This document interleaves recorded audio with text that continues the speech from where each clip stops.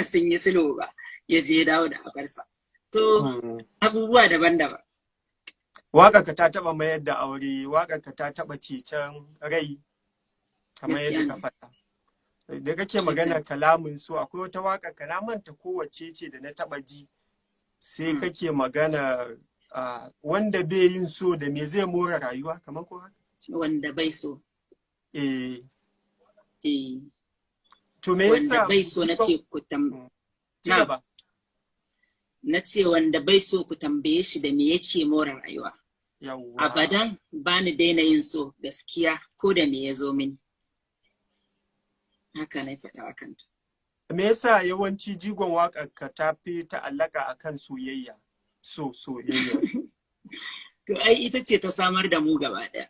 Kuma ita ce jigon rayuwarmu, kuma kome da yake tafiya yana tafiya ne akan doron soyayya.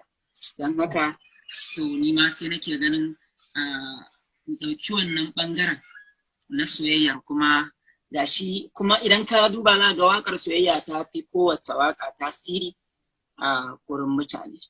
Don haka ni ba abin da ya fi burge ni sama da so, don haka na ɗauki layin soyayya. To zan so ne ma wata tambaya da ta shafi ka kai tsaye. Kaman ka fahimci soyayya, kana son yin waka kan soyayya. Kai kashin kanka, soyayya tana baka wahala ne? Ko tana zuwa ma da sauki?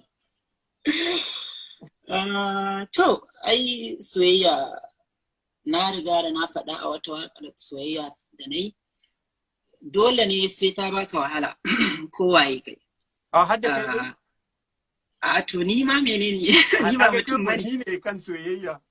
To ai ni na fahimce ta, ina jin zafinta fiye da yadda mutane suke ji, sannan ina jin daɗinta fiye da yadda mutane suke ji. Ni a haka na ɗauke ta.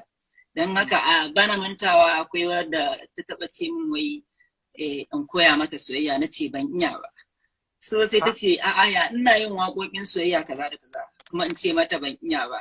Sai na ce ni yadda na ɗauki so na faɗarsa ne daidai da yadda hankalin mutane zai ɗauka, don ba ni so in kuma wuce abin da ya kamata in dinga faɗa na game da yadda nake ji a zuciyata. Don haka ina yi ne daidai da abin da mutane za su ɗauka. Ka san saboda yadda kake waƙar so, za a ce gaskiya kai baban soyayya ne, da ka tashi yin abin soyayya bata wahalar da kai ba. So bai da gwani.